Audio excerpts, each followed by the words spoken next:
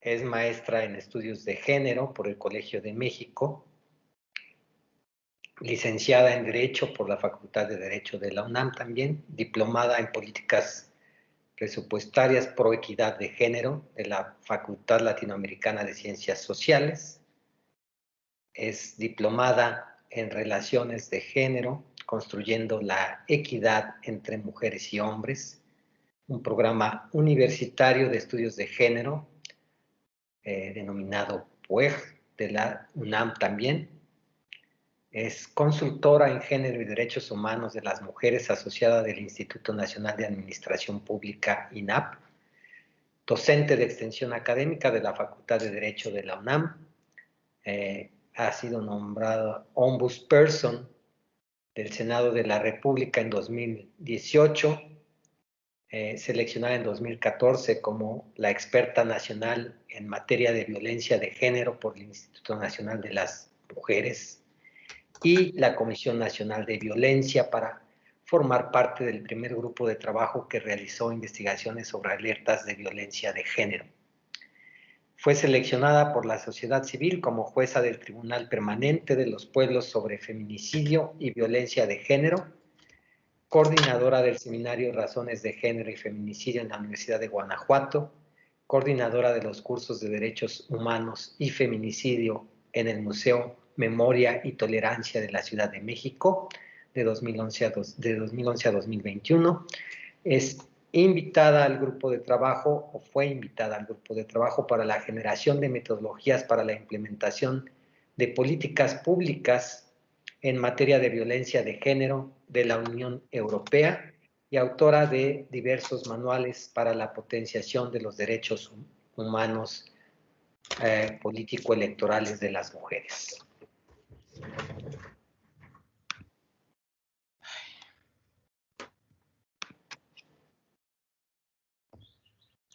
Ya estoy lista, ya voy a empezar a compartir.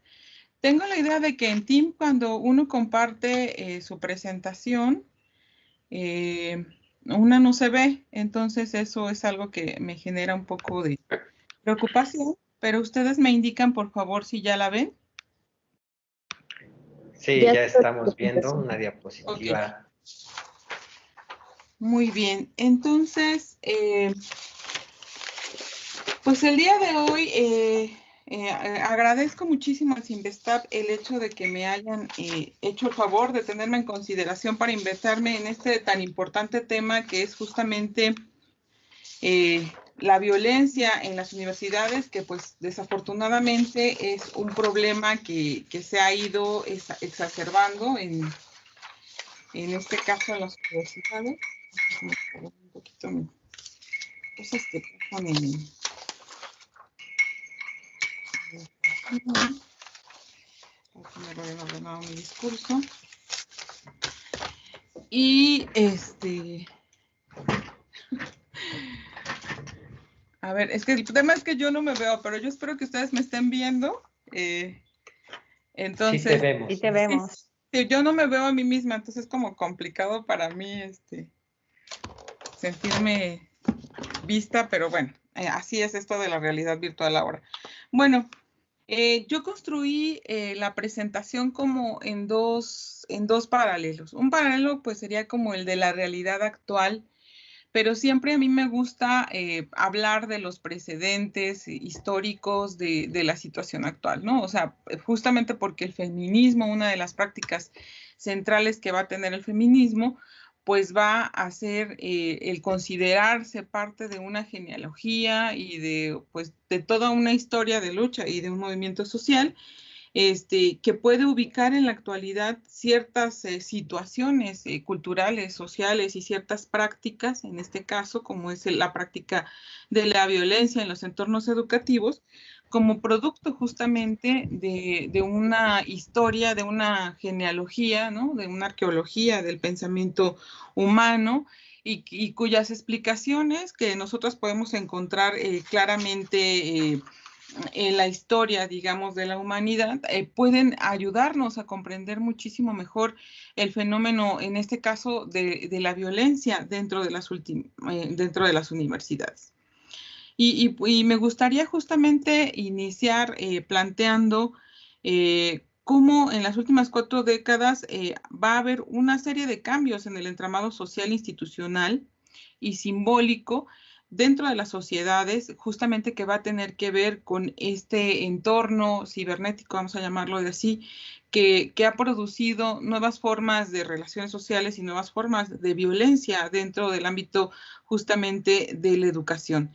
Y ubicando, digamos, de manera histórica el tema de la violencia en los entornos educativos, pues tendríamos que hacer varias reflexiones sobre cómo las mujeres estuvimos históricamente excluidas el ámbito de lo educativo, incluso de la propia idea de la razón, ¿no? O sea, fuimos consideradas históricamente como seres no racionales o seres irracionales dentro de la historia, y cómo la educación precisamente va a ser una de esas instituciones, ¿no?, en donde desafortunadamente se podrían construir 2 tipos de relaciones. Uno que puede ser un cambio transformador de las sociedades y progresista de alguna manera, pero sin embargo también puede convertirse en un espacio o sea, conservador, obviamente, capitalista, en donde las reivindicaciones pues podrían ser conservadoras en el término de los privilegios de ciertos grupos, sobre todo en términos epistemológicos,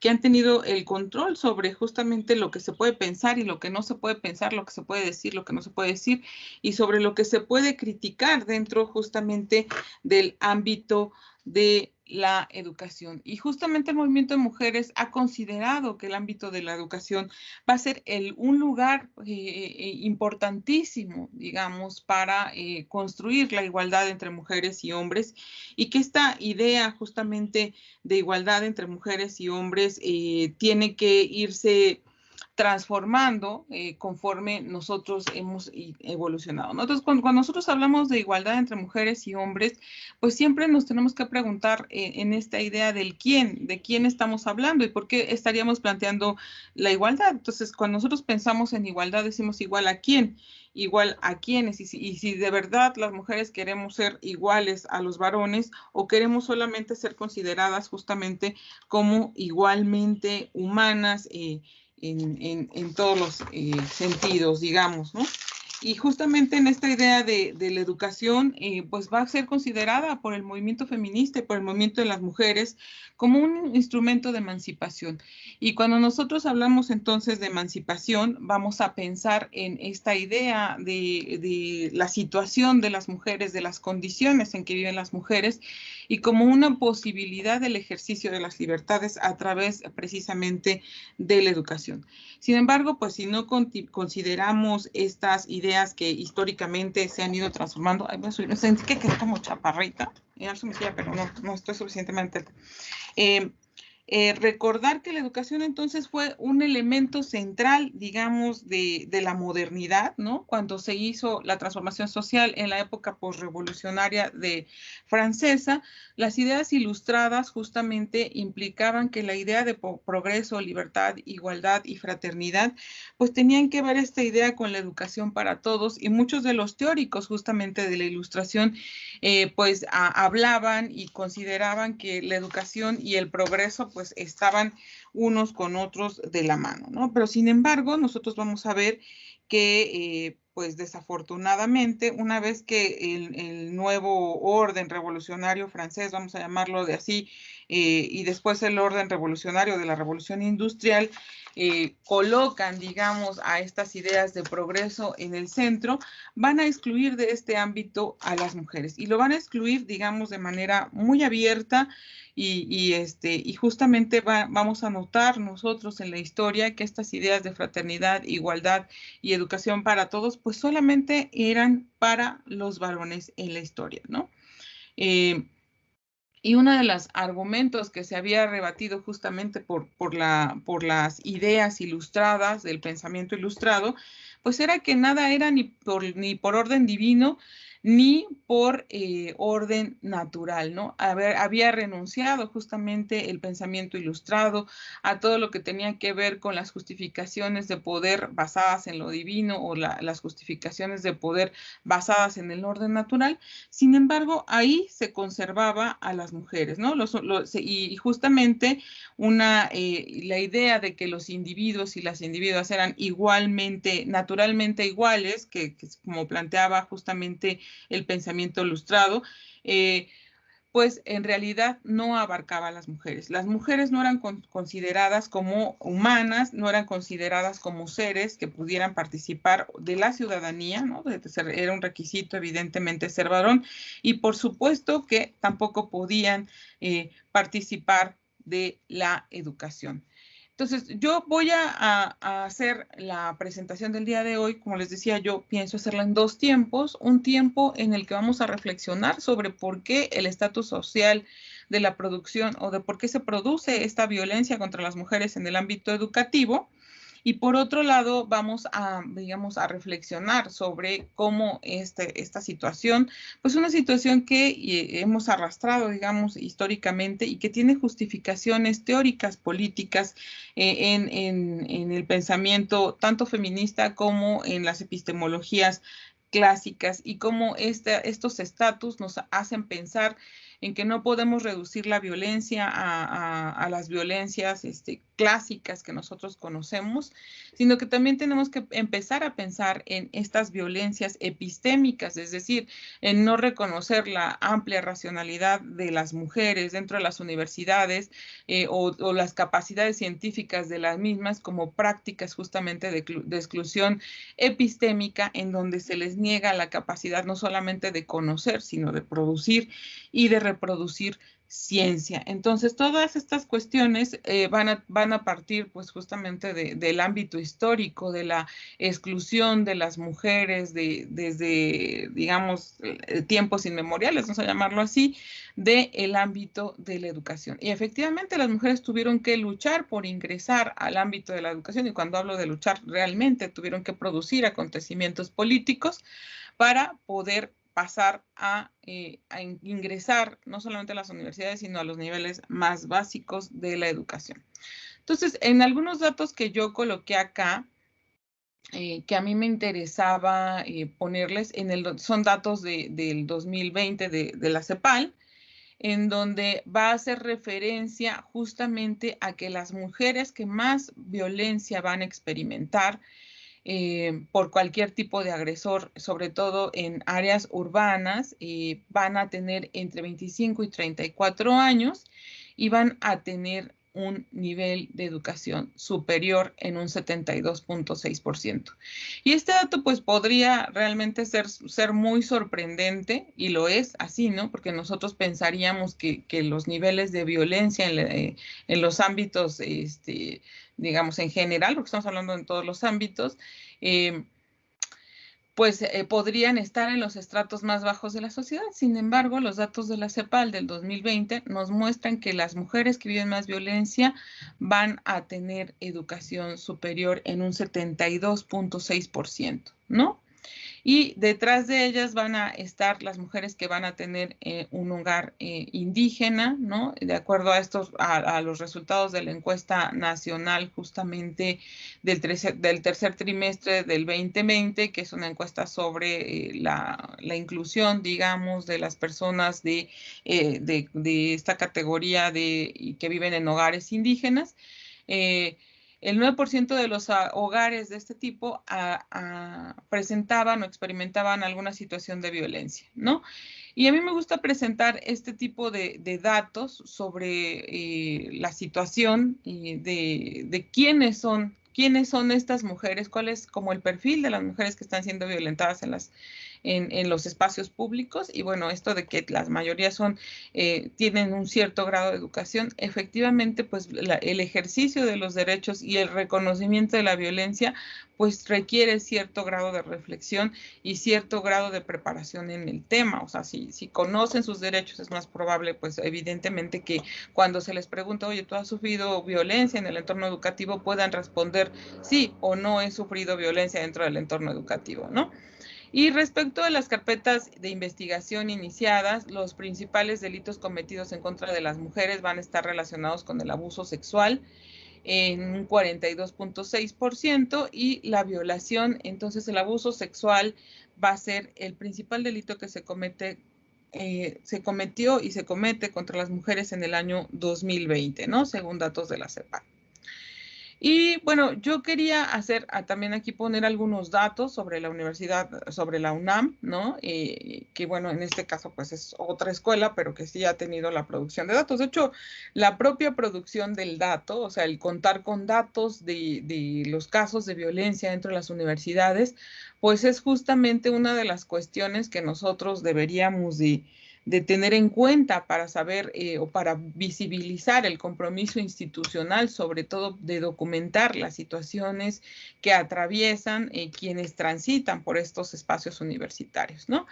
Entonces, la UNAM habla justamente de los casos de abuso sexual y considera que se puede considerar el territorio de la UNAM, ¿no? O sea, estos espacios universitarios como un símil de lo que hay alrededor. Entonces, incluso se establecería que dependiendo del contexto en el que está inserta la universidad, sería el nivel de violencia que viven las universidades. En ese caso, una universidad como en el caso de ustedes que van a estar en León, va a tener pues la violencia que van a vivir las universitarias, va a ser una violencia de alguna manera contextual, de la misma manera que la violencia que viven las estudiantes de la, no sé, de la Autónoma de Chiapas o de la Autónoma de Tabasco o de la de Oaxaca, pues va a tener características sociales y culturales del entorno donde estas universidades están justamente insertas.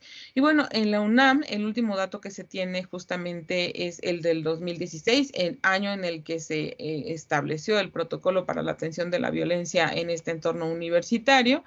Y bueno, en ese mismo año se estableció un sistema estadístico que permitió ver que desde este año en que se aprobó a finales del 2016 al 2018, fueron presentadas 1,104 denuncias por abuso y acoso sexual dentro de las instalaciones universitarias, ¿no?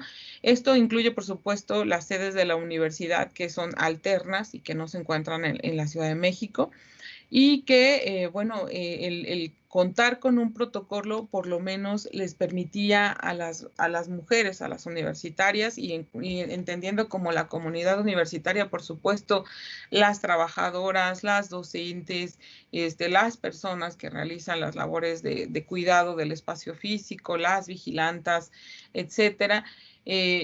Y pues se consideró que una de las cuestiones que más señalaron las encuestas que se hicieron una vez aprobado el protocolo en la UNAM, pues tenían que ver justamente con una comunidad desgastada por la impunidad y por el miedo cotidiano a transitar incluso dentro del espacio cotidiano. Algo que pasó en la universidad justamente fue pues casos incluso de desaparición o pues, como nosotros es de nuestro conocimiento la existencia de 2 feminicidios en Ciudad Universitaria que, bueno, obviamente implicaron para las universitarias la construcción simbólica de una relación con el espacio físico universitario diferente, ¿no? Mientras quienes estudiamos en la UNAM en épocas pasadas, pues transitábamos por la universidad con cierto sentido de seguridad y de tranquilidad una vez que se cruzaba la puerta de la UNAM, pues se consideraba ese espacio seguro, que todavía es una aspiración para todas las universidades, que así se sientan las universitarias cuando ingresan a un espacio físico universitario. Pues cuando se hicieron estas encuestas había como desesperanza y sobre todo falta de credibilidad en los sistemas, en los comités, sobre todo de que se supone que dan casos al seguimiento a los casos de hostigamiento y violencia contra las mujeres dentro de los planteles universitarios, que muchos de ellos, como en el caso de la Facultad de Economía, van a tener bastantes años establecidos y que sin embargo pues no hasta la fecha y difícilmente van a sancionar algún profesor universitario. De hecho, el caso de la Universidad de la Ciudad de México va a ser el primer caso prácticamente de la historia de las universidades, tanto públicas como privadas, en las que se va a emitir una sanción contra un un profesor por haber ejercido violencia, sobre todo en el caso de la UACM, pues violencia sexual contra un profesor.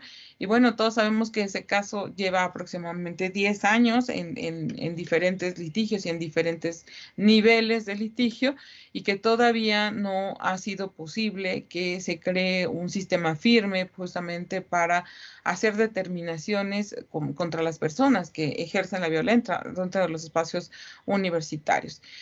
Las universitarias recientemente, justamente, ahí está la fotito. Las universitarias van a tener en los últimos años, justamente previo a la pandemia, van a estar tomando las universidades, ¿no? Van a estar generando estos acontecimientos políticos con fines de que las escuelas, sobre todo en el caso de la UNAM, principalmente la Facultad de Filosofía y Letras, la Preparatoria 9, de hecho, por ejemplo, en este momento está tomada la Escuela Nacional de Artes Públicas, de artes, ¿no? No públicas.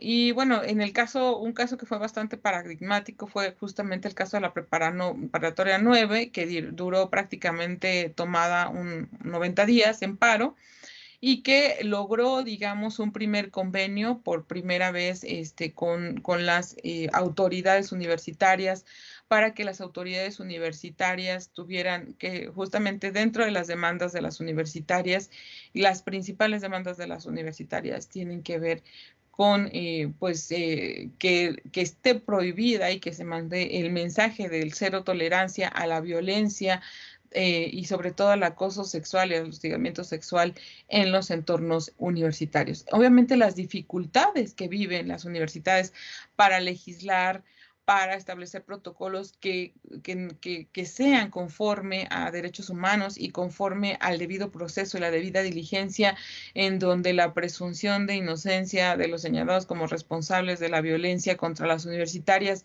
pues también conserven íntegros todos sus derechos, al igual que las propias universitarias, pues ha sido complicado, porque no se pueden erigir como tribunales, pero sin embargo, sí toman decisiones en el ámbito de lo administrativo, lo cual vuelve a estos sistemas en el ámbito de lo jurídico, pues en sistemas complejos que tienen que, digamos, tener cierto número de garantías para no revictimizar, y que por supuesto tendrían la obligación de cumplir con el orden legal. Una de las cuestiones que desafortunadas es justamente la revictimización, o lo que nosotros vamos a llamar la criminalización de algunas de las universitarias que han usado estos comités para hacer sus denuncias. Justamente en el caso de la Universidad Autónoma de la Ciudad de México, las estudiantes que denunciaron el acoso sexual del profesor implicado en un caso, van a ser criminalizadas. En este sentido, pues se van a usar los medios legales, es decir, el derecho penal para pues hacer demandas, incluso por daño moral contra las estudiantes, ¿no? Y pues vamos a ver que difícilmente las estudiantes van a tener los mismos recursos que las universidades para poderse defender. En este sentido, el artículo 5 de la Ley General de Víctimas establece que ninguna persona puede ser obviamente acusada o perseguida por haber presentado una queja o por alzar la voz en contra de un acto de violencia, y se considera, por supuesto, criminalización el pues hacer una denuncia contra una persona por los mismos hechos que está denunciando, ¿no? Y así lo establece justamente esta Ley General de Víctimas. Y bueno, algo que es poco conocido porque es muy actual es justamente que el 20 de abril del 2021 se publicó en el Diario Oficial de la Federación el decreto que expide la Ley General de Educación Superior y agrega la Ley para la Coordinación de la Educación Superior. Y va a ser por primera vez esta Ley de Educación Superior que reforma además el artículo, que es complementaria del artículo 4 constitucional, que establece que la educación debe de ser justamente pues gratuita y niveles la reforma constitucional, y va a ser complementaria esta ley de dicha reforma constitucional, y a mí me pareció importante transcribir el artículo 42 de dicha norma, de esta novedosa norma de la Ley de Educación Superior, puesto que establece la obligación de las autoridades no universitarias de prevenir los actos de violencia. Y yo creo que vale la pena que lo leamos, que es que el artículo 42 de la ley, de la nueva ley, vamos a llamarla así, de General de Educación Superior, establece que las instituciones de educación superior, con el apoyo de las autoridades respectivas en sus ámbitos de competencia, tienen la obligación de promover medidas para la prevención y atención de todos los tipos y modalidades de la violencia. Entonces, esta obligación, digamos, antes del 20 de abril, pues no estaba especificada en ninguna ley. Y bueno, esta ley y este artículo en específico convierte esta normatividad en algo que es constitucionalmente demandado, que no es una cuestión menor.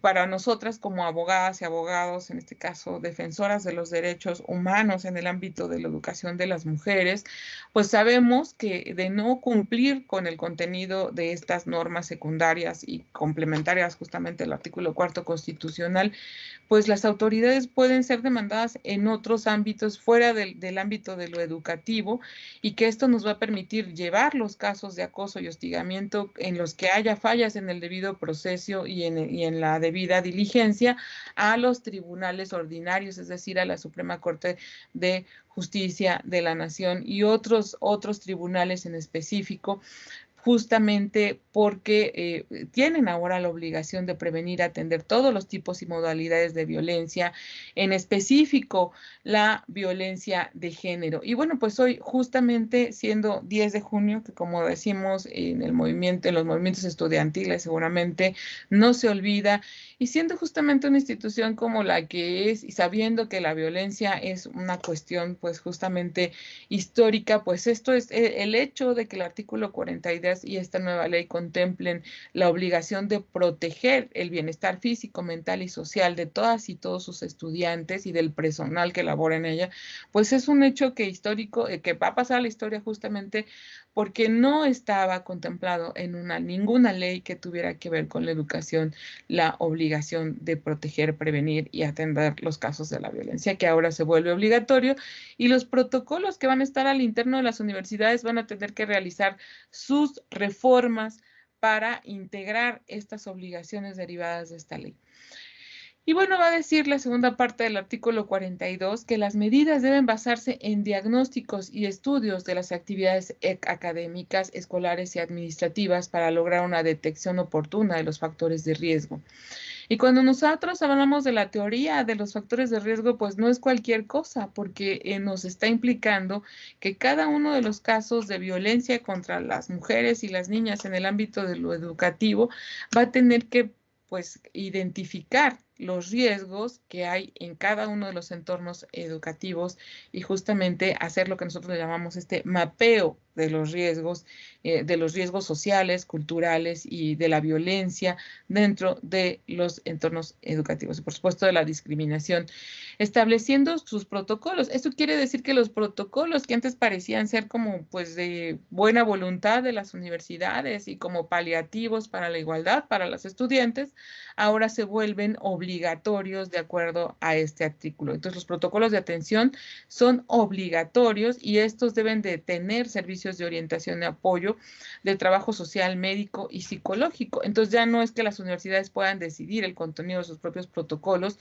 sino que los protocolos van a tener como mínimo que tener estas acciones, digamos, contempladas y por supuesto considerar la aplicación del marco internacional de los derechos humanos a la hora de la protección de la educación. Y bueno, el artículo y la Convención para eliminar todas las formas de discriminación contra las mujeres, conocida como la CEDAW, va a establecer en su recomendación número 35 en un apartado específico dedicado a la educación que efectivamente todas las universidades, incluyendo las universidades privadas, y esto es algo muy importante, aun cuando se trate de órganos autónomos, van a ser susceptibles de violar derechos humanos a las mujeres y a las niñas cuando no las protegen origen en específico de la violencia. Entonces, esperemos que en los próximos años vamos a estar viendo justamente algunas cuestiones de evolución de estos derechos ya puestos en práctica por las universitarias y los universitarios. Bueno, me gusta siempre citar algunas cuestiones de las que ya ha dicho la Corte sobre este derecho a la educación. Pues va a hacer referencia a las obligaciones impuestas a las universidades en el trato que se le da y el seguimiento de los casos de violencia en estos entornos, y establece la jurisprudencia que el derecho a la educación pues va a ser un derecho social y colectivo, y que para que ese derecho se pueda ejercer se tiene que hacer conforme justamente a los tratados internacionales en materia de derechos humanos, y que, bueno, cada individuo que forma parte de una comunidad es parte elemental de esa sociedad. Como les decía, yo quise hacerlo como en dos tiempos y pensar el hecho de historizar la violencia contra las mujeres en el ámbito educativo como algo pues fundamental. Y sobre todo por la falta a veces de comprensión de las peticiones de igualdad. Entonces, no, pues es que yo ya ingresé en igualdad de condiciones que mi compañero varón a la universidad. Pues la verdad es que el punto de partida para las mujeres nunca va a ser igual, porque tenemos siglos de retraso en el acceso a la educación y además una historia de lucha detrás de cada ingreso a cada universidad y a cada espacio educativo y a cada comunidad científica y a cada producción teórica. Y de hecho, para que nos reconozcan como productoras de teoría, pues hasta la fecha vamos a ver que va a ser pues complicado por decir lo menos, ¿no? Bueno, nosotros tenemos que pensar en la educación y la violencia justamente desde la perspectiva de género, desde la perspectiva de derechos humanos de las mujeres, y vamos a ver lo que yo les decía, ¿no? O sea, que tenemos que ver pues estas ideas del pensamiento de la lucha de las mujeres por obtener educación, y que tiene que ver cómo con la educación, cómo puede ser puesta en función o del capital, ¿no? O sea, puede ser, pues podemos estar siendo educados para servir al capital, al neoliberalismo, para ser pues obreras funcionales para la producción justamente de plusvalor, etcétera. Y también se dice que, de acuerdo a Rosa Cobo, que es esta teórica feminista abolicionista muy importante, que también puede ser que dentro de las universidades se esté produciendo y reproduciendo el patriarcado. Y lo vamos a ver, pues es muy claro que la exclusión de las mujeres en la historia de los ámbitos educativos, el arribo de las mujeres, bueno, yo no sé exactamente, ojalá alguna de ustedes o alguno de ustedes me pueda dar esa información sobre cuándo fue el ingreso de la primera mujer, por ejemplo, al Instituto Politécnico Nacional. Y la segunda es que la educación pues tiene un potencial ético normativo justamente pues para que todo el pensamiento pueda ser más igualitario y convertirse en una herramienta de transformación social, ¿no? Y cultural. La Ley General de Acceso a las Mujeres a una Vida Libre de Violencia va a establecer el concepto de violencia docente, ¿no? Y por supuesto lo va a prohibir y va a tener un mecanismo de sanción para quien la cometa. Yo también quise traer a colación este concepto antes de continuar con la presentación, porque es importante que nosotros definamos, ¿no? Y definamos, por supuesto, no nada más desde las hegemonías, lo que nosotros entendemos como violencia, y como violencia en general se va a entender todo acto de pérdida de control sobre el cuerpo, sobre el propio ser, se dice, ¿no? Es una definición general, pero es un acto de jerarquización política que implica que pues quien ejerce violencia va a establecer sobre la persona que está violentando una relación de subordinación y a una relación de dominación sobre esa otra persona. Y la violencia docente va a estar definida entonces en la Ley General de Acceso a las Mujeres a una Vida Libre de Violencia como aquella que puede ocurrir cuando se daña la autoestima de las alumnas, maestras con actos de discriminación por su sexo, edad, condición social, académica, limitaciones o características físicas que les infringen maestras o maestros. Entonces, de hecho, en las estadísticas, la mayoría de la violencia dentro de las aulas universitarias no se va a ejercer por las alumnas y los alumnos, contrario a lo que se piensa, se va a infringir por las y los docentes. Y una de las partes es que daña la autoestima y pues que se puede considerar un acto de discriminación, ¿no? Ay, mira. Ay. La violencia entonces en entornos educativos vamos a considerarla que va a tener y siempre va a tener, y si nosotros hacemos historia del pensamiento y de la lucha de las mujeres por el ámbito de la educación, va a ser una práctica política que se ejerce contra las mujeres y va a ser una política que va a reflejar la política sexual, digamos, de los entornos educativos. ¿Y qué tiene que ver con la política sexual? Pues es esta idea de la exclusión de estos entornos educativos de las mujeres que traspasa a nuestros días y que se presenta en formas pues cada vez más sutiles, digamos, de formas de violencia que hasta las propias universitarias les cuesta, digamos, identificar si lo que están viviendo es o no es violencia. Pero si nosotros entonces identificamos a la violencia como una práctica y como además como una práctica política que lo que pretende es excluir del ámbito educativo a las mujeres, probablemente podamos tener una mejor comprensión de lo que ocurre en estos entornos educativos. Entonces, la política, como nosotras y todos y todas nosotros sabemos, va a tener como objeto producir cambios liberadores en los entramados institucionales y sociales. Y la educación tiene como objeto transformar a ciertas y ciertos individuos, ¿no?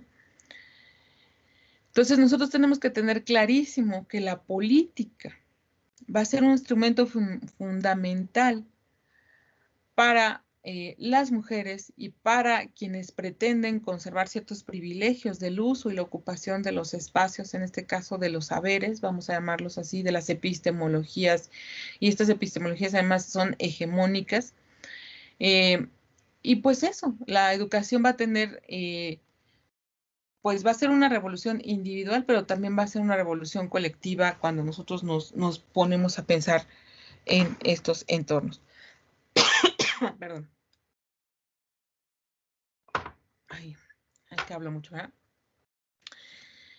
Entonces, el tema es la desactivación de un argumento medieval, normativo, vamos a llamarlo así, que divide y que ha dividido las esferas de interacción social en masculinas y femeninas, y que forma parte constituyente de las prácticas de violencia en los entornos universitarios, ¿no? Y que pues nos va a devolver cuando nosotros analizamos los actos de violencia a este orden natural. Entonces, las formas de violencia, cuando nosotros las explicamos desde la perspectiva feminista de género, vamos a ver justamente cómo siempre va a haber unas prácticas que pretenden devolver el cuerpo a las mujeres, jerarquizarlo y devolverlo al espacio de lo privado, ¿no? Y convertirlo, como siempre ha estado en el entramado social, pues en objeto, vamos a llamarlo así, de poder masculino, ¿no? En términos de deseo masculino y en muchas otras cuestiones, cuando hablamos del acoso y el hostigamiento sexual. Vamos a regresar justamente a esta época que yo les decía, pensar en las prácticas políticas históricas que se han ejercido, las formas de violencia que se han ejercido contra las mujeres, partiendo de que la primera violencia es la falta de reconocimiento justamente de las revolucionarias, de las revolucionarias francesas como parte de la asamblea y como con titulares de los mismos derechos, es decir, como integrantes de este concepto de igualdad. Pues nosotros podemos entrar en esta idea de a qué se refiere esta idea de cómo se utiliza un supuesto orden natural de las cosas para violentar, degradar, denigrar el pensamiento de las universitarias, ¿no? Y justamente el movimiento feminista se ha empeñado reiteradamente para decir que no existe un orden de las cosas, ¿no? Sobre todo, por ejemplo, si pensamos en las personas que tienen poder, ¿no? Poder dentro de los entornos universitarios, en cuántas mujeres rectoras ha habido dentro de las universidades, en cómo se integran justamente los comités decisarios, los consejos universitarios, si en el consejo universitario ya hay paridad, etcétera, todos estos, ¿no? Y el feminismo va a plantar que va a partir de estas ideas, les digo, de la revolución industrial, en donde decimos que los individuos son naturalmente iguales y el mundo está abierto. Y entonces, cuando nosotros pensamos en estas ideas de igualdad, fraternidad y progreso, pues la ilustración feminista y femenina y de las mujeres, el movimiento de las mujeres, no renuncia a la idea de libertad, no renuncia a la igualdad para todos, y justamente en algún momento de la historia pues se va enterando el movimiento que nunca va a acceder a la educación si no accede a la ciudadanía. De manera que la ciudadanía y la educación van a tener una interrelación súper cercana y van a ser una cuestión incluso de democratización de las instituciones y garantizar que las mujeres, las niñas puedan acudir a los entornos educativos sin vivir estas violencias de su naturalización. Por ejemplo, en el kinder, ¿no? Vamos a ver que los entornos de la educación más primaria, vamos a llamarlo así, pues a las niñas se les da educación física y se separa en grupos, ¿no? Los niños van a recibir fútbol y las niñas voleibol, cosas así, ¿no? Bueno, eso desafortunadamente hasta la fecha en espacios educativos se sigue reproduciendo, ¿no? La educación sesgada en razón de género. Y nosotros cuando buscamos explicaciones en la historia las encontramos, y estas educaciones además son muy claras, ¿no? Paulín de la Barré, que va a ser considerado justamente una de los principales, uno de los primeros que luchó y que consideró que la educación se debía de dar en iguales circunstancias a hombres y mujeres en el siglo XVI, ¿no? Decía Paulín de la Barré que pues no veía la razón por la cual diferenciar en la educación de las mujeres y los hombres. Por eso las iglesias metodistas de Estados Unidos, que después se convierten en las iglesias pues que impulsaron el movimiento de la abolición de la esclavitud en Estados Unidos y después el sufragismo en Estados Unidos, pues van a tener esta idea de que las niñas y los niños deben de recibir exactamente una educación. Mary Wollstonecraft justamente va a establecer en la época postrevolucionaria una crítica muy grande a las ideas a la construcción de la idea mujer como una mujer sin educación, ¿no? Y dice cómo los contractualistas, no sé si Robespierre, no sé, todos estos, Rousseau, por supuesto, todos los contractualistas y los teóricos de la postrevolución van a empeñarse en producir estamentos teóricos, digamos, tratados completos, lógicos, filosóficos, para excluir a las mujeres del ámbito de la educación. Entonces, hablando de que el mejor estatus de las mujeres, pues era el de una mujer que no tenía esta educación. Y Mary Wollstonecraft, que va a ser identificada en la historia del feminismo como la primera feminista real, justamente va a exigir que se dé educación y considera que la educación para las niñas no va a, ella obviamente era una mujer de su época, no va a dañar el ámbito, sus virtudes, sino que la va a construir con mayores virtudes. Así que la primera estrategia para ingresar a la educación de las mujeres, pues fue decir que para ser mejores esposas, para ser mejores madres, pues necesitaban tener cierta preparación, por lo menos saber escribir, leer, etcétera. Y bueno, así fueron escalando. El segundo argumento para ingresar a la educación reconocido en la historia del movimiento de las mujeres, pues va a ser el hecho de que pues una mujer que no tenía dote o que no tenía familia y que pues se iba a dedicar, pues se iba a estar perdida en una sociedad donde la dote y el arraigo familiar pues era huérfana, pues, ¿no? Pues lo eran todo. Entonces, como para construir opciones, se generaron estas famosísimas escuelas de institutrices en donde pues se les daba educación mínima a las mujeres, y pues de ahí pues podemos reconocer en la historia justamente de Francia a Marie-Louise Salomé y a Madame Curie como las primeras mujeres que obtuvieron un título de doctorado y que ellas se consideraban a sí mismas como la excepción a la regla. Y justamente para ingresar a las universidades tuvieron que pues argumentar, ¿no?, que pues eran mujeres descompuestas y que efectivamente pues algo estaba fallando en ellas porque pues querían educarse. Para que una mujer pudiera entrar a las primeras escuelas en donde estudiaban los varones, digamos, simplemente en el mismo espacio físico, justamente el profesor tenía que salir por estas mujeres al pasillo, digamos, había un cuarto especial para las mujeres, en donde el profesor iba, o en este caso siempre los profesores eran varones, iban a la habitación de al lado, digamos, a recoger a la mujer que no podía permanecer en ningún momento en la misma sala que, en este caso, que los varones, y la recogía, la llevaba a la clase, tomaba la clase y luego la devolvía a la clase. Y justamente en la historia de la educación de las mujeres, pues vamos a identificar ahí bastante abuso y violencia sexual que vivieron las primeras universitarias o las primeras mujeres que tomaron la decisión de irse educando. Y justamente las primeras marchas sufragistas, nosotros podemos recuperar algunas fotografías de la historia que desafortunadamente tuve que retirar de acá de mi presentación, pero que las mujeres marchaban con sus títulos universitarios exigiendo el sufragio. Pues decían, ¿cómo es posible que cualquier persona, ¿no? Y bueno, después de la abolición de la esclavitud, incluso todos estos que habían obtenido su libertad y su ciudadanía, es decir, todas las personas, independiente de su educación y de cualquier estamento, van a tener derecho a la ciudadanía, y las mujeres no, tampoco tenían muchos otros derechos, pero el derecho a la educación era uno de los derechos que más exigían, y justo las primeras que llegaron a tener un título universitario organizaban las marchas y marchaban con su título en la mano, ¿no?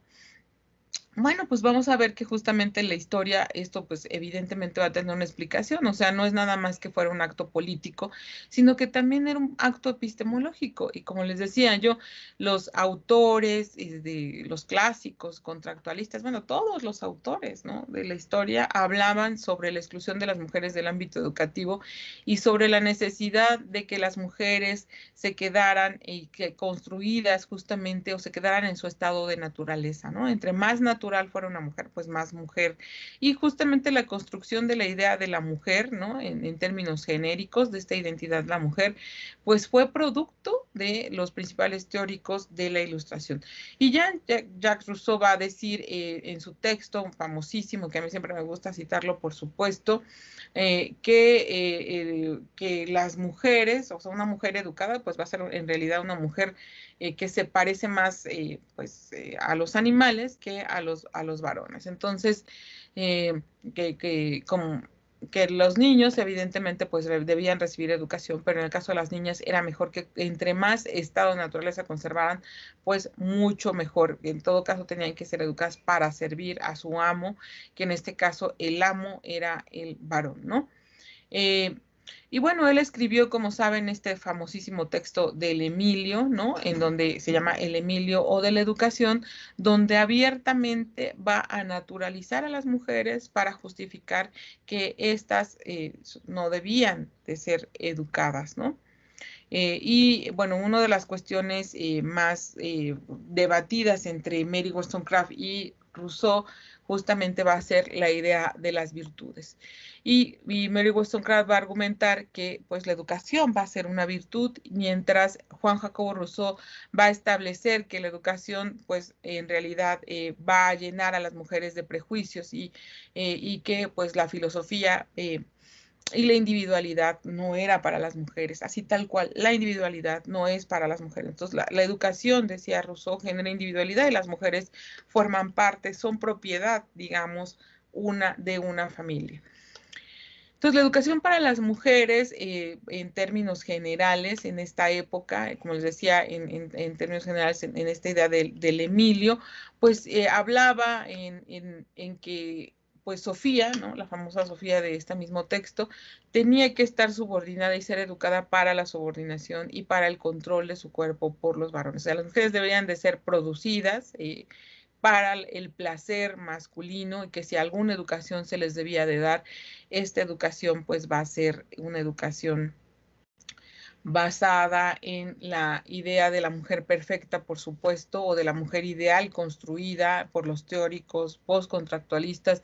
Entre estos teóricos que nosotros vamos a ver que construyen a la mujer ideal, pues va a estar desde, no sé, Nietzsche, Schopenhauer, en el estamento de lo que nosotros llamamos la misoginia romántica, en donde efectivamente no solamente volvían virtud la dominación masculina, y establecían que fue donde nació justamente la diferenciación de las formas. Mientras en la primera época el código napoleónico establecía que las mujeres no tenían que tener educación porque eran propiedad de su marido, un poco más adelante ya pues todo era, es que las mujeres han renunciado a su derecho a la educación porque voluntariamente, o sea, la época de la misoginia romántica, han decidido no estudiar para dedicarse a su familia. Bueno, este mismo argumento, este supuesto consentimiento de las mujeres para alejarse del ámbito de la educación,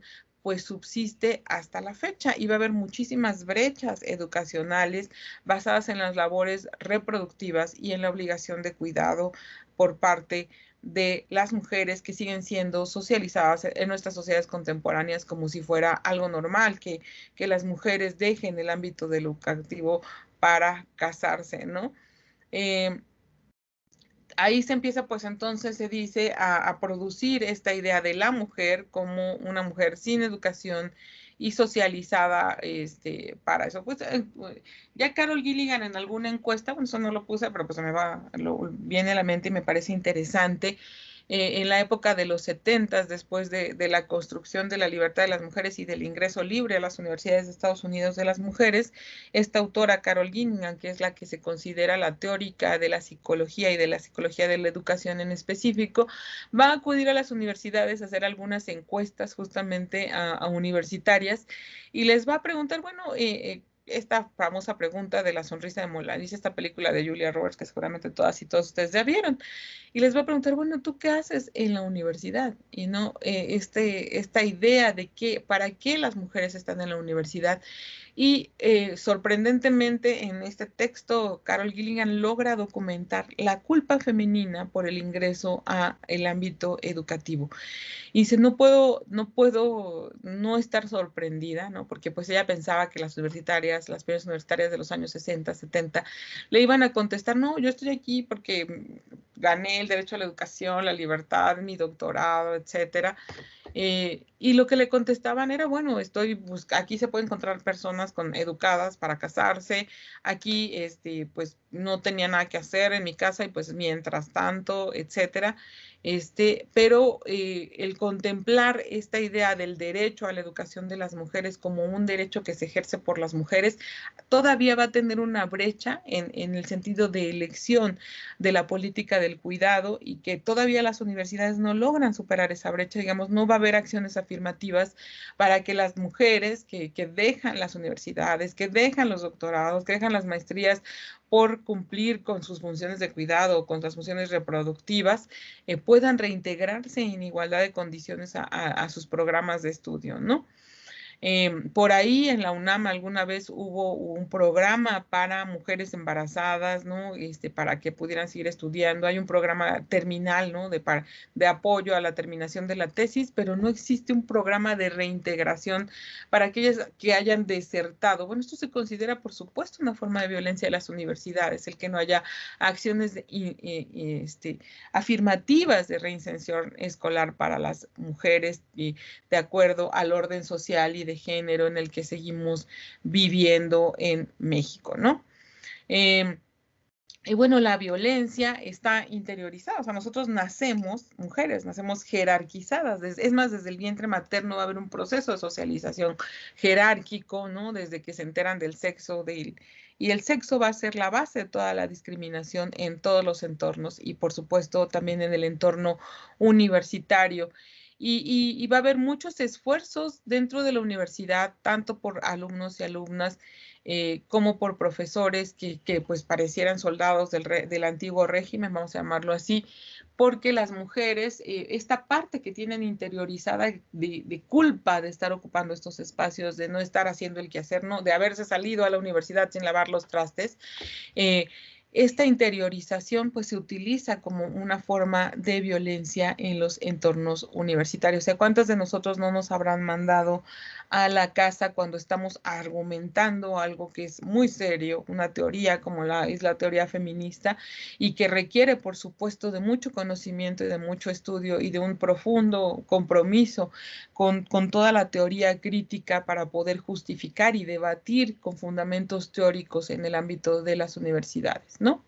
Entonces vamos a ver que las escuelas van a ser el reflejo del contexto donde están estas escuelas insertas y se desarrollan en su interior justamente todas las formas de socialización significativa, simbólica y de violencia que se desarrollan en todos los contextos en donde estas escuelas estén insertas, ¿no?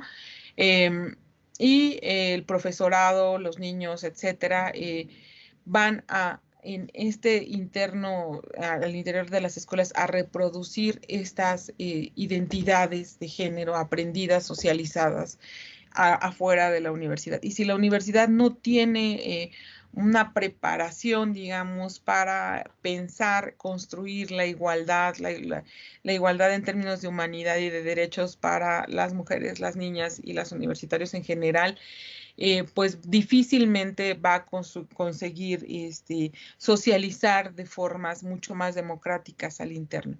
Y aquí es necesario hacer visible lo que el feminismo y la teoría de género ha llamado el currículum oculto de género.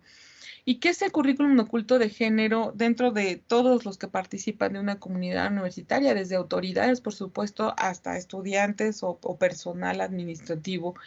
Y tiene que ver con cómo todos estos mandatos sociales o la sociedad a la que pertenece o la que está inserta esta universidad o aquella universidad van a estar arraigados en el sistema educativo, ¿no? Va a ser parte del currículum escolar, de lo que se enseña en las aulas si no se tiene suficiente cuidado para dar capacitación en la materia a todos los que se integran a esta comunidad. ¿Y qué es el currículum en género, el currículum oculto? Pues es aquel que refuerza las conductas socialmente dominantes que siguen privilegiando el papel de los varones como los, pues, estudiantes, como los que tienen preparación, los que tienen conocimiento, los que tienen sabiduría dentro de eso. Por ejemplo, una práctica tiene que ver con la vestimenta, ¿no? O sea, que nos habla de un sistema de socialización, la forma en que se exige por algunos profesores. Bueno, yo estudié Derecho en la Facultad de Derecho o sea, egresé en el año 2000 para que no se sepa mi edad, ¿verdad? Pero, la forma en que se socializa la vestimenta, ¿no? Como profesores nos exigían a las estudiantes universitarias que vistiéramos como abogadas, pero además teníamos que buscar como abogadas mujeres, ¿no? Incluso todavía en algunas prácticas judiciales, por ejemplo, si quieres litigar en ciertos países, pues es obligatorio entrar a los tribunales vestida formalmente, ¿no? Y además formalmente no se permite a las mujeres usar pantalones, ¿no? A mí me sorprendió bastante en alguna ocasión que fui a la corte en Londres, en una visita que hice por allá, que no podías entrar si no usabas zapatillas. Yo jamás en mi vida pues he comprado unas zapatillas y tuve que comprar unas zapatillas, ¿no? Aunque sea que tuvieran un tacón mínimo, pero no podías utilizar botas, ¿no? Cosas así. Los valores entonces se transmiten de manera subterránea, sin ninguna intencionalidad, ¿no? Está la inocencia del profesor, el inocente profesor que desde esa inocencia, ¿no? Sin una supuesta intencionalidad, transmite muchas ideas sobre las mujeres que tienen significados distintos. A mí recientemente me tocó justamente un profesor que abiertamente habló sobre que las mujeres ocupábamos, el mundo estaba dividido en dos partes, ¿no? Y el yin y el yang, y que las mujeres ocupábamos el lado emocional de la vida y los hombres el lado racional de esta división del mundo y argumentando que pues eran los filósofos occidentales los que decían eso, ¿no? Obviamente el traer estas ideas tradicionales y descontextualizarlas, o sea, no ponerlas en su contexto histórico, pues implica pues formar parte de estas prácticas de currículum oculto en donde estas ideas que supuestamente se salen o sea, se dicen inocentemente, pues en realidad son prácticas de dominación que hacen que el ambiente escolar sea violento para las niñas y las mujeres que están en ese lugar. En otros términos, se transmiten formas de aceptar las jerarquías y las asimetrías en las relaciones entre los sexos dentro de las aulas, ¿no? Esto es lo que se le va a llamar el currículum oculto de género. Y también de jerarquías económicas, de clase, ¿no? De raza, sobre todo en las universidades privadas, ¿no? Jerarquías raciales, por supuesto, currículum oculto de raza, entre otras variedades de currículums ocultos. En las universidades privadas es bastante más radical que en las públicas, ¿no? Las peticiones que se hacen abiertamente fuera de, por ejemplo, en las primarias, ¿no? Esta famosa cuota administrativa que según tienen que pagar cuota los estudiantes en una universidad pública o en una primaria pública, por llamarlo de alguna manera.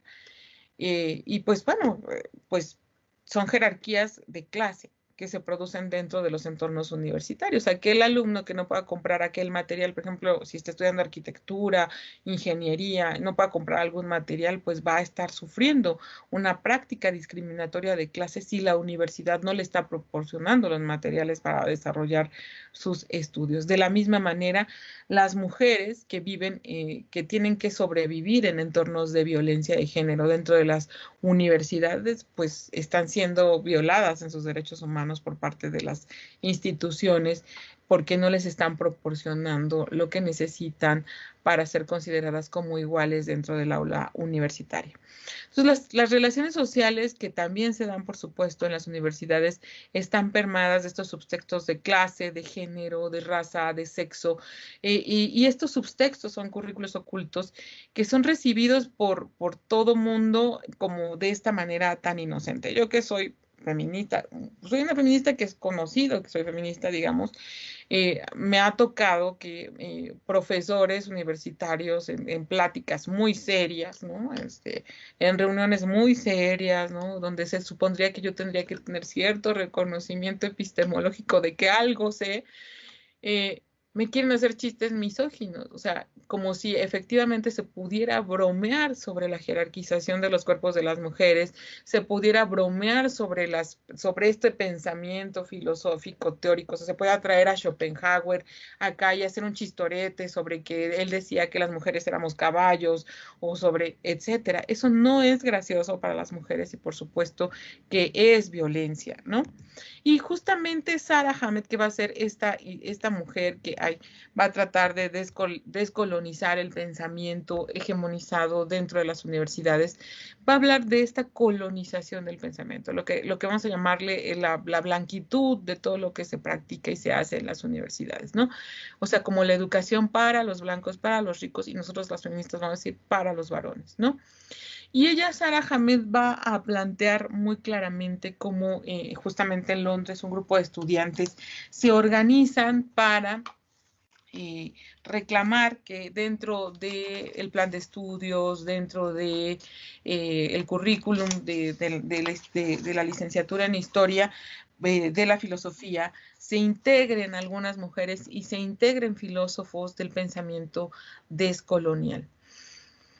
Y esta petición pues va a ser reinterpretada o interpretada como que no les gusta el pensamiento occidental. Es decir, como que si los autores clásicos no pudieran recibir esta crítica, en este caso desde el feminismo, abiertamente. El otro día una compañera me contaba, ¿no? En una denuncia que le hizo un profesor hacia ella, porque criticó ella dentro del salón de clases la postura de Marx, ¿no? El marxismo, y decía ella dentro de su propio salón de clases, según ella misma me narraba, que Marx había podido identificar la discriminación que vivía el obrero y la producción, ¿no?, del plusvalor por parte del obrero, pero que sin embargo no podía identificar la discriminación o el papel de la ama de casa, la esposa del obrero, dentro de ese sistema de producción.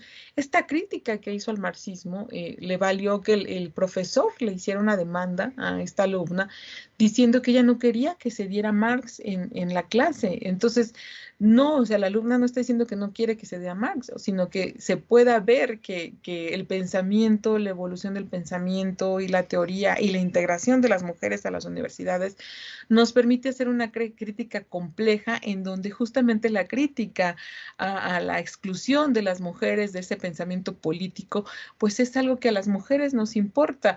Entonces, en este sentido, ¿cómo reciben las universidades la queja tal cual, la palabra queja? El llamamiento constante de las universitarias, de las mujeres que están en las universidades, la queja constante, el hacer el llamamiento constante, y cada vez que un profesor, cada vez que alguna autoridad universitaria dice algo que puede dañar diga justamente o jerarquizar a las mujeres dentro del entorno, quejarse, ¿no? Que esta práctica de quejarse, como, ay, qué incómodas, de todo se quejan, ay, qué incómodas, nada les parece, o sea, sí que se analice jamás si estas mujeres que son parte de esa comunidad, ¿no?, en términos de ciudadanía se vuelve algo muy importante, de gobernanza dentro de las universidades, ¿no?, de quienes participan de esa posibilidad de organizarse dentro de la universidad. Y bueno, Sara Hamed así lo establece, ¿no? El sentirse molesta, el sentirse incómoda porque algo que pasa, y hablar de eso tiene consecuencias dentro de los entornos universitarios, esta práctica de criminalización, pero es una práctica feminista, ¿no?, hablar sobre eso, y ella habla como de la importancia de que entre mujeres se cite mujeres, ¿no?, y de reclamar que dentro de los currículums, dentro de las teorías, pues se dé justamente una teoría descolonizada y con perspectiva de género, y que haya mujeres, ¿no?, o sea, porque hay mujeres en el pensamiento hegemónico también, y ella dice, bueno, es que lo personal importa, y cómo se sienten las universitarias respecto a los entornos importa. Yo me acuerdo, yo estudié en el Colegio de México Género, no sé si lo dijeron por ahí, pero estudié género en el Colegio de México cuando la maestría en estudios de género en el Colegio de México estaba empezando, y recuerdo la incomodidad del resto de los estudiantes del Colegio de México por la existencia de este programa de estudios de género, y no nos dejaban sentarnos en el comedor, porque ellos tenían sus áreas, ¿no? Estaba el área de los estudiantes de economía, el área de los estudiantes de estudios urbanos, de historia, de literatura, ¿no? En el Colmex, estos privilegios, es una escuela de estudiantes pues de alto, bueno, privilegiados, vamos a llamarlo así. Y bueno, estábamos las feministas ahí, a mí que también estudiábamos y que también estudiábamos con ellos, pues llevábamos las clases de urbanos y otras clases de historia con ellos, y pues sacábamos buenas calificaciones igual que ellos.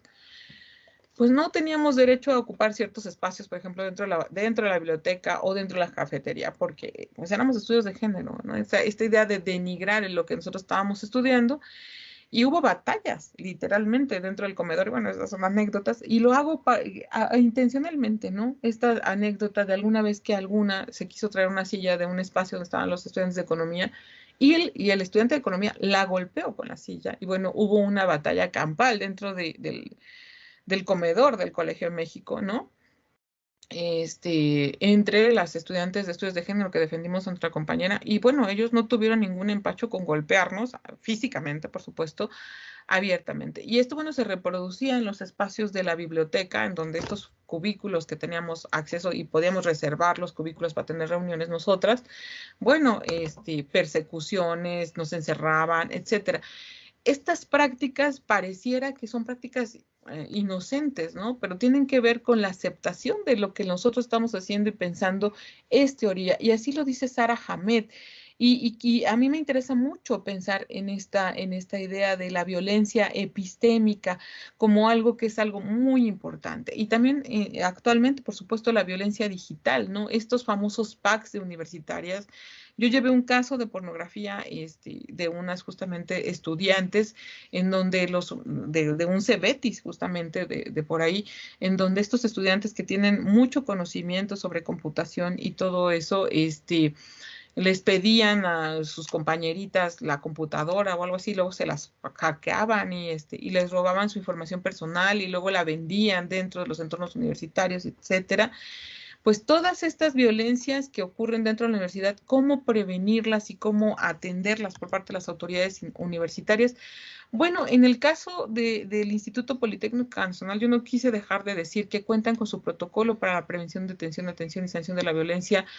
Y yo quiero señalar y hacer ver justamente la importancia de que este protocolo se armonice ahora con la reciente reforma constitucional al artículo 4 y con la entrada en vigor de la Ley de Educación Superior, por supuesto, pero que es un instrumento importantísimo dentro de este entorno universitario y que habla de la observancia, de la obligatoriedad de establecer mecanismos para prevenir, detectar, atender y canalizar a las instancias competentes para sancionar los actos de violencia. La existencia de este protocolo en sí es muy importante porque implica que ya hay un sistema de atención claro donde las universitarias o de los estudiantes que pertenecen a este sistema pues pueden acudir. Y bueno, para terminar, porque yo pierdo la noción del tiempo, por supuesto, y hagamos una ronda de preguntas y respuestas.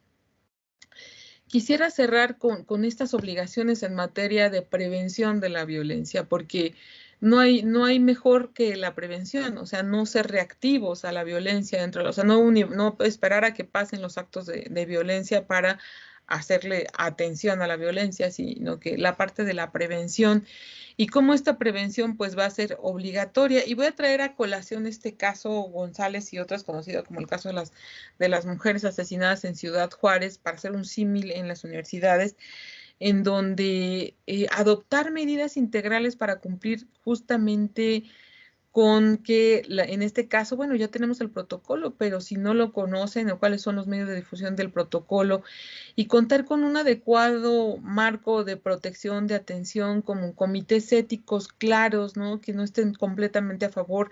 La participación, por supuesto, de los consejos académicos y universitarios en las resoluciones que tengan que ver con pues sanciones a personas universitarias. Y bueno, está establecido. Y pues generar este plan de riesgo del que nos habla la reforma constitucional actual, pues recordar que pues aquella violencia, la peor violencia es aquella que justamente no se previene y que el comité de tortura, digamos,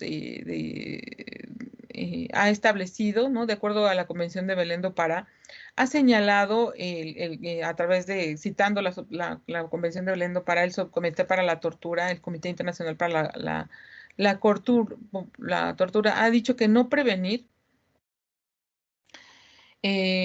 pues implica justamente no contar con un marco normativo, administrativo y de sanciones de alguna índole para quienes ejerzan violencia contra las mujeres.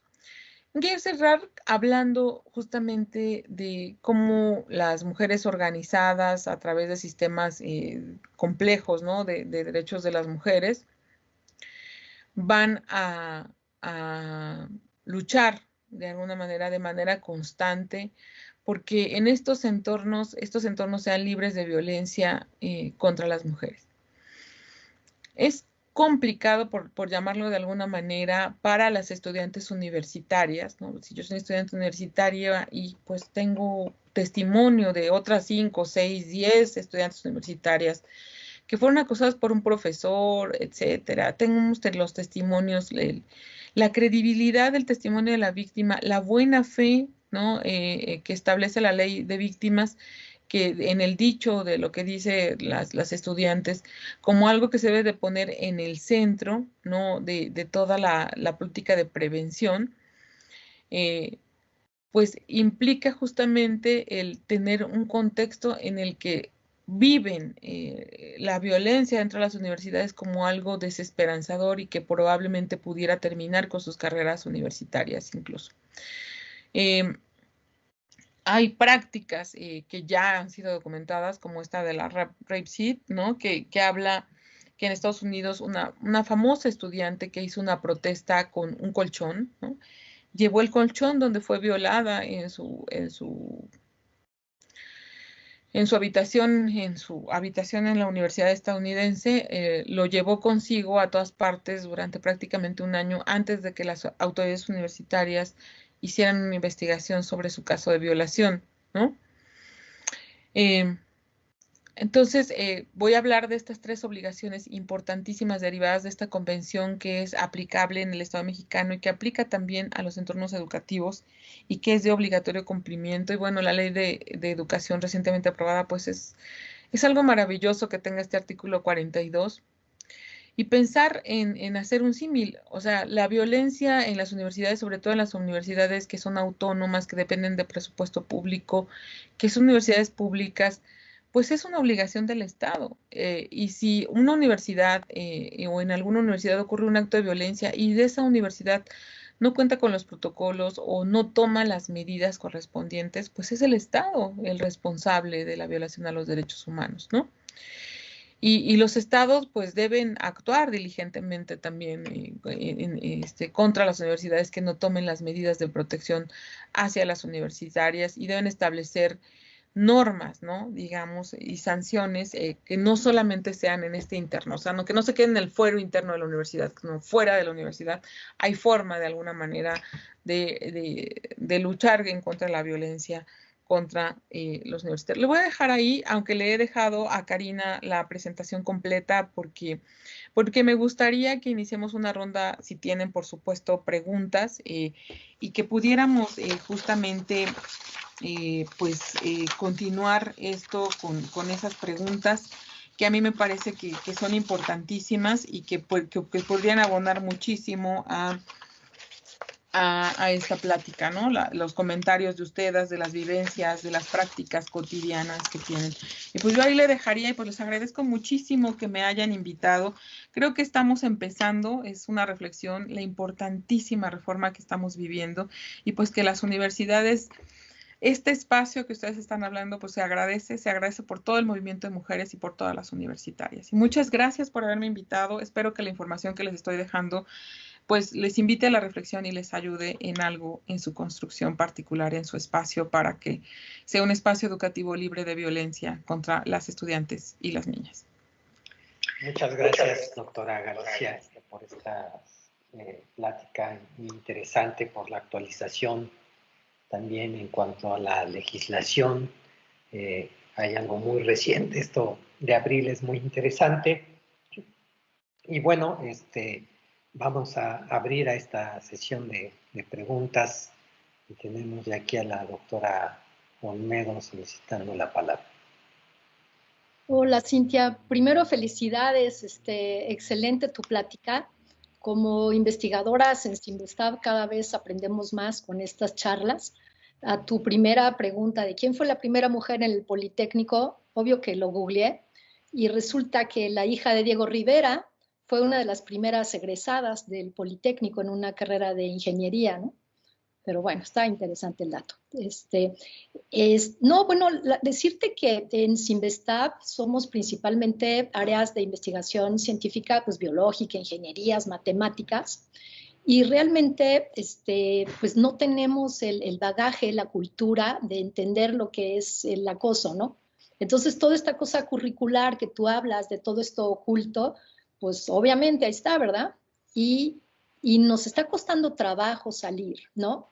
Y como mujeres también nos está costando trabajo, porque de alguna manera, como no tenemos tu historia, tu currículum, tu conocimiento, Cintia, y somos viles mujeres que sabemos de microbios o de moléculas, entonces un poquito también se nos ve como aprovechadas, ¿no? Te estás aprovechando de que eres mujer y ahora somos consideradas feministas express, ¿no? Feministas que no tenemos esa preparación y por lo tanto hay un poquito, es así como que, ¿tú por qué comentas todo esto, no? Y digo, ay, pues yo, pues porque medio estoy aprendiendo, pero sí sentimos un poco también de violencia hacia la gente que está tratando de cambiar las cosas. y como mujeres sí sentimos un poquito de agresión de parte de colegas en donde ven esta necesidad de cambiar como un poco, pues bueno, como que de dónde sales de repente, tú que antes eras la encargada del cuarto de lavado, ¿no? Porque éramos las encargadas del cuarto de lavado todas las mujeres, ¿no?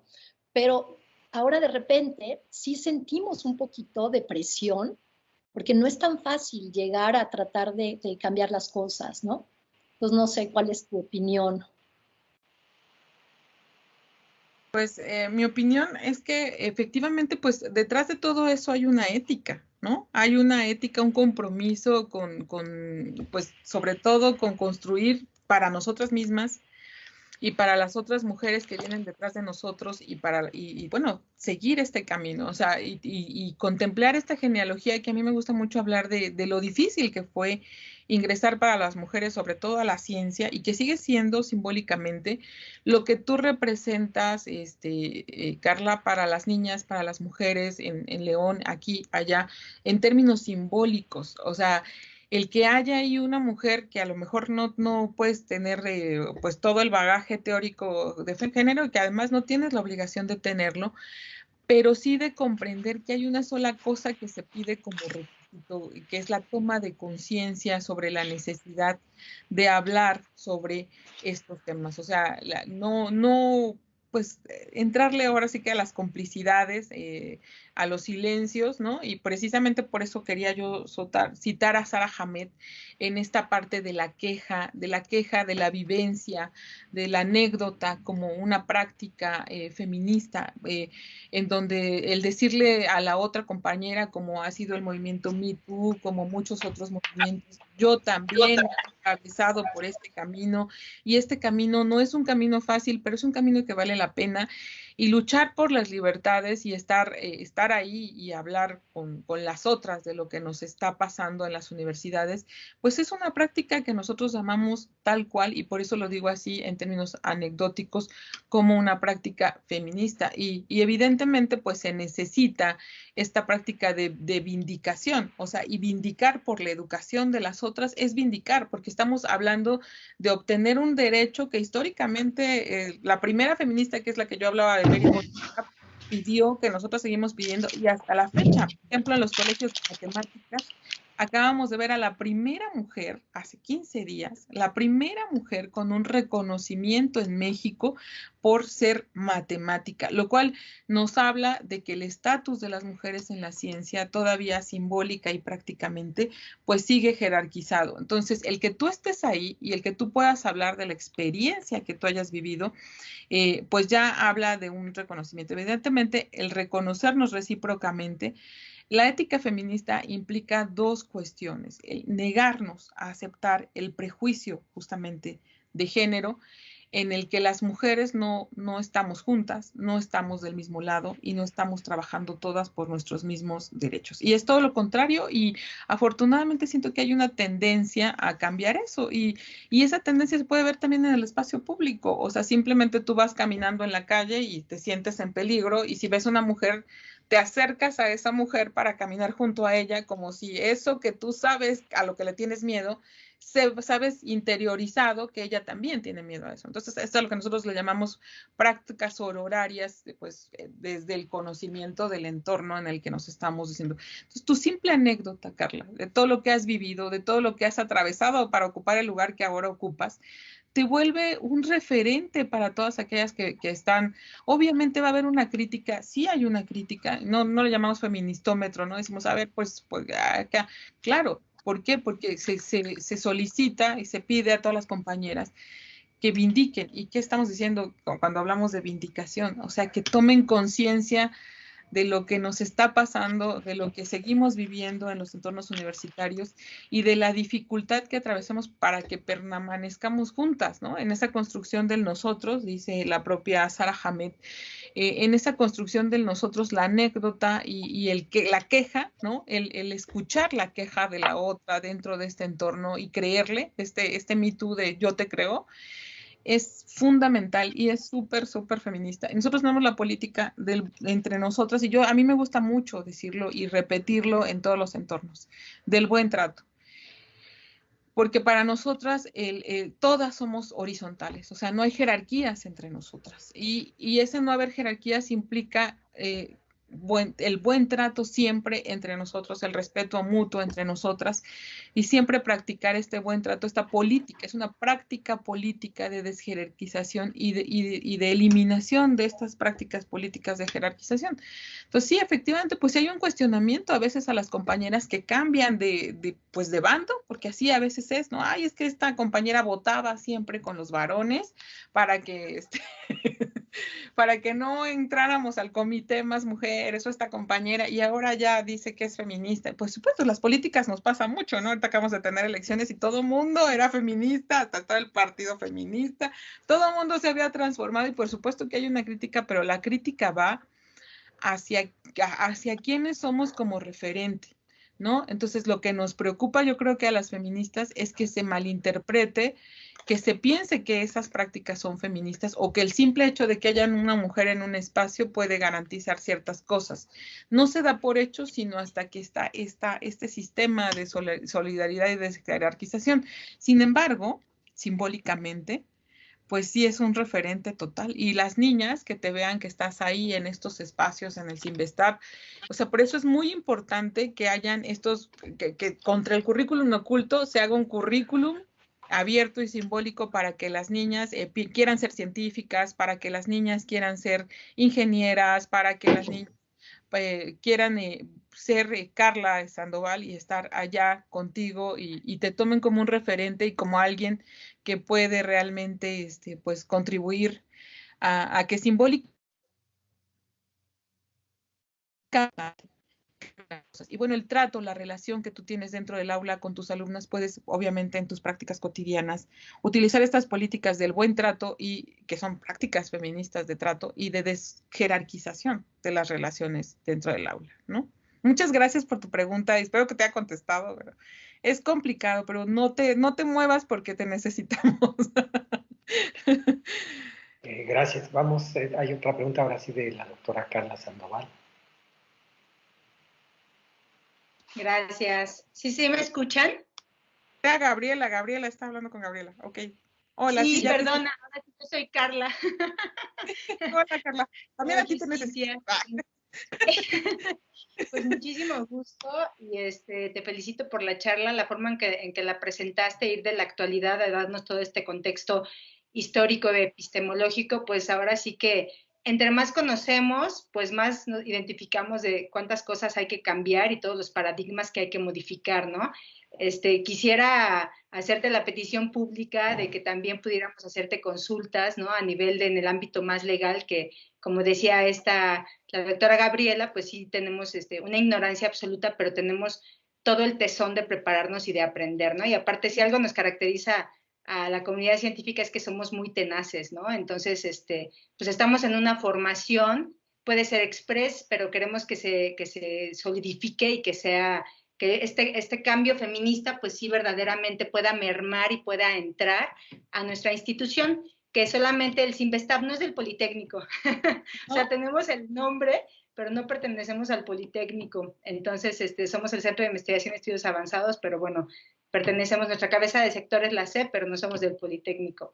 Y pues efectivamente tenemos un protocolo de atención que viene de la Secretaría de la Función Pública y que evidentemente hay que modificar en muchos sentidos para contextualizarlo en nuestra institución.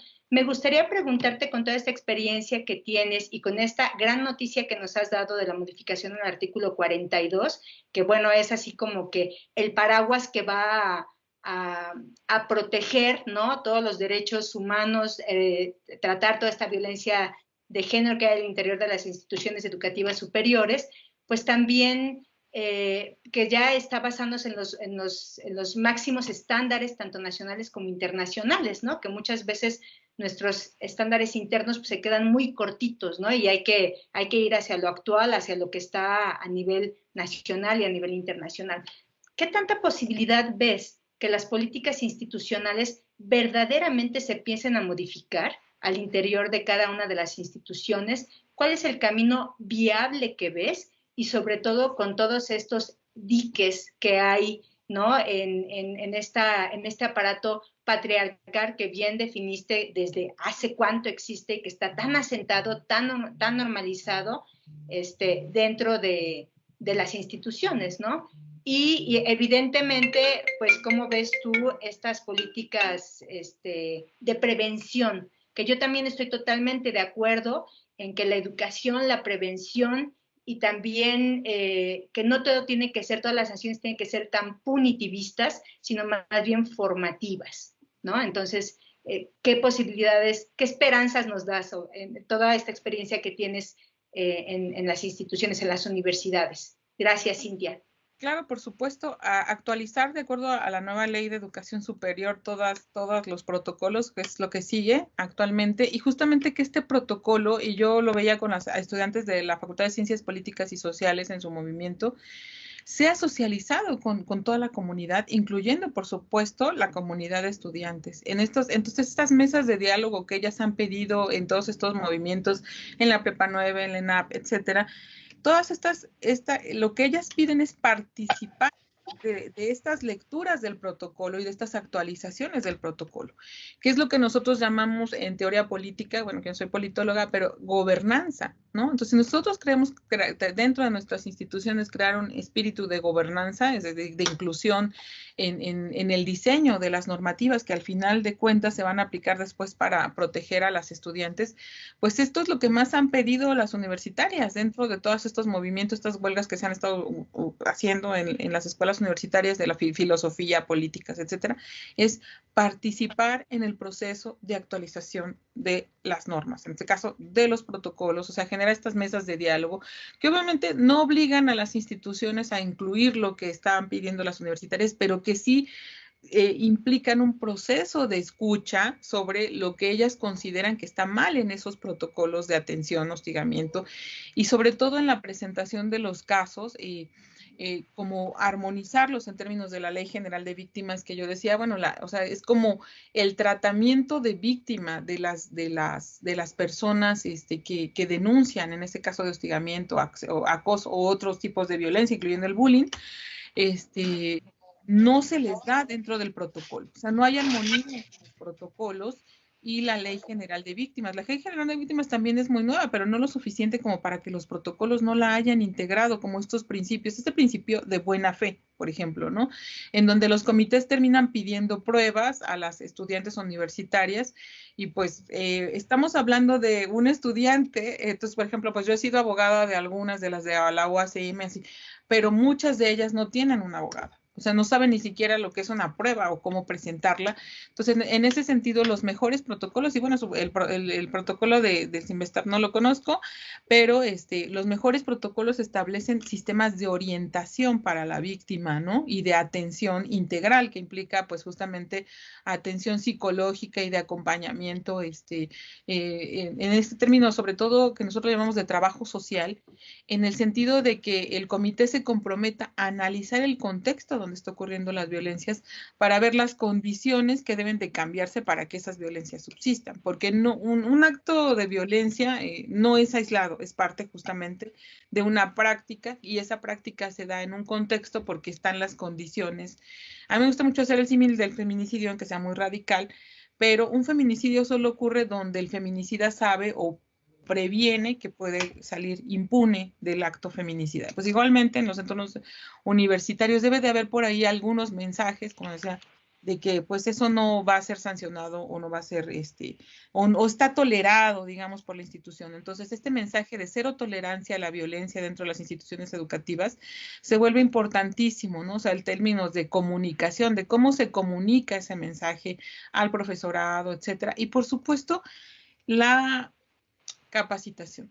Yo lo que más hemos visto es que todo lo que tiene que ver con extensión académica y con profesores de lo que nosotros llamamos de asignatura, pues son profesores que no se capacitan. Entonces, solo se capacita como a la planta docente de base o la que está con prestaciones y se olvida que la mayoría de las clases en la práctica la da la planta docente pues flotante, vamos a llamarla de esta manera, Y que es ahí donde se tiene que poner mucha atención sobre el tema en términos de la contratación, en términos de la formación en género, del currículum en género, en este caso, pues contra el currículum oculto, pues el currículum en género. Y bueno, yo les agradezco muchísimo este compromiso y eso es lo que yo les recomendaría, o sea, revisar. Sería importante los pliegos petitorios de las mujeres que ya se han organizado y han trabajado con comités de ética dentro de las universidades, y ahí está, ¿no? Está yo quiero participar del nuevo protocolo. Nosotros queremos que cuando nosotros hagamos una denuncia de hostigamiento sexual, las medidas de protección que se van a tomar a mi favor sean inmediatas y no impliquen que yo deje de estudiar, ¿no? Porque hay comités que dicen, vamos a dar de baja al alumno o la vamos a mover a la alumna porque pues al alumno no lo podemos criminalizar. Entonces, como la escucha se vuelve muy importante en términos de, evidentemente, porque lo que se quiere generar es un ambiente de no tolerancia a la violencia. Y ese ambiente... Ahorita apago el otro. Muchas cosas, ¿sí? Bueno, ahora sí. Perdón. Muchas gracias nuevamente. Tenemos una pregunta más de la doctora Marta Espinosa. A ver, escuchemos a la doctora Marta Espinosa. Hola Cintia, buenos días. Realmente no es una pregunta, sino unirme a la felicitación. Me gustó muchísimo tu plática. Aplaudo esta iniciativa del Angevio de hacer esta serie de presentaciones realmente muy necesarias en todas las comunidades y en particular la que nos interesa en este momento es el Cinvestav.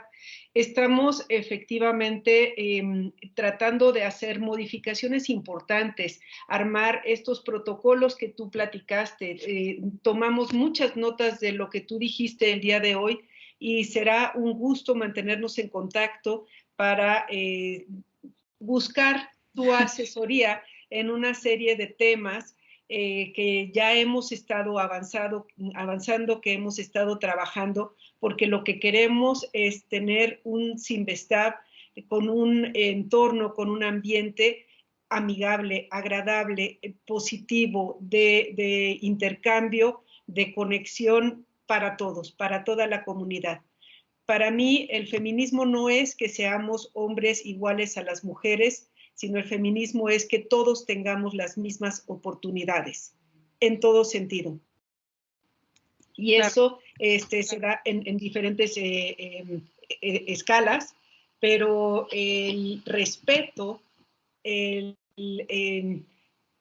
las prácticas, las buenas prácticas, son la base de todo. Así es que muchas gracias por tu plática, en verdad estuvo excelente. Ay, muchas gracias. Pues sí, o sea, efectivamente, ¿no? O sea, creo que la palabra, el tema sobre qué es lo que queremos las mujeres, y a mí siempre me gusta usar esta frase un poco pues repetida de Celia Amorós, ¿no? Que dice que es una académica muy importante española y que va a decir siempre lo que queremos es que seamos reconocidas como igualmente humanas, ¿no? Y esa idea de ser humanas implica pues que no seamos jerarquizadas de ninguna manera, o sea, que no se nos trate como diferentes, ¿no? Como desiguales y que se contemple que la queja, esta de lo que yo hablaba de cuando nos estamos quejando de algo, pues va en serio, ¿no? Y es importante lo que tenemos que decir. Y bueno, sí, el generar ambientes libres de violencia, pues esta idea de las buenas prácticas es algo muy importante. Yo por eso les decía, tomen en cuenta mucho que ahorita ha habido varios movimientos de estudiantes a lo largo del país que han tomado las escuelas, que han hecho huelgas y que tienen pliegos petitorios. Estos pliegos petitorios reflejan el pensamiento de las estudiantes respecto a lo que ellas les gustaría que las autoridades tomaran en cuenta a la hora de diseñar estos protocolos y atender las situaciones de violencia. Pues yo los felicito, la verdad. Siempre que convivo con personas del ámbito de lo académico y de lo científico, me preocupa mucho este tema de la violencia epistémica, ¿no? De que a quiénes estamos leyendo, a quiénes estamos incluyendo en el currículum, si todo el pensamiento es hegemónico, está descolonizado. Nos preocupamos por incluir mujeres en nuestro currículum, ¿no? En generar simbólicamente la diferencia y todo eso.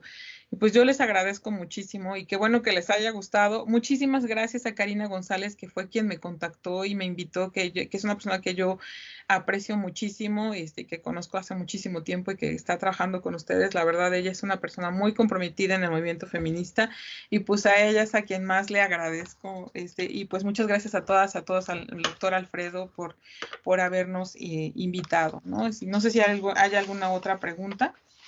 No, creo que no hay más preguntas, pero yo sí tengo más que una pregunta, un comentario, por favor me corrige si me equivoco, porque creo que es algo importante.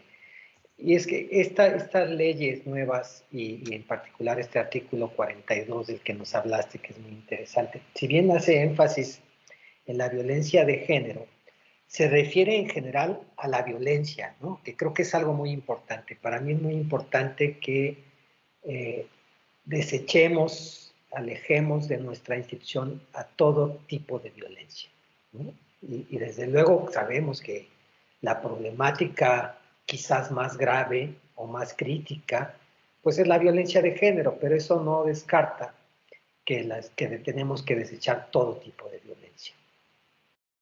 Sí, bueno, claro, por supuesto. Es importante, pues en universidades periféricas, vamos a llamarlas fronterizas, obviamente la violencia que más preocupa a veces incluso no es la de género, ¿no? Sabemos que hay narcotráfico inserto dentro de las universidades, incluso en la propia UNAM se ha denunciado sistemas de trata de personas en las universidades periféricas, etcétera.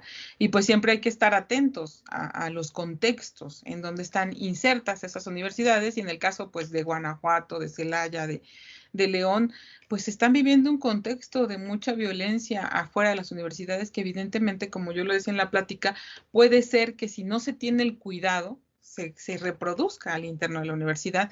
Y ahí es donde ustedes tienen esa labor importante de que cuando una universitaria cruce esa puerta, se sienta en un entorno seguro, o sea, que ya llegué a un lugar seguro. Y eso es algo que espero que las universitarias que participan del Sinvestad sientan, y además se sientan respaldadas por las mujeres como Gabriela, que le andaba diciendo Carla, como la compañera María. Entonces todos, y por usted, doctor Alfredo, muchas gracias por haberme invitado a todas y todos. No, muchísimas gracias, creo que nos has dado un contexto maravilloso, una actualización muy importante. Y bueno, pues esperemos que crezcamos todos como sistema educativo y que esto ayude a mejorar pues, las condiciones de vida, primero en nuestra institución y luego en nuestro país, que siento que tenemos un rezago muy grande, aunque creo que en todo el mundo existe este tipo de problemáticas, ¿sí? Pues muchísimas gracias nuevamente, gracias a todos por su asistencia. Hasta luego, un placer. Muchas Igualmente. Gracias. Hasta luego. Hasta luego. Gracias. Hasta luego.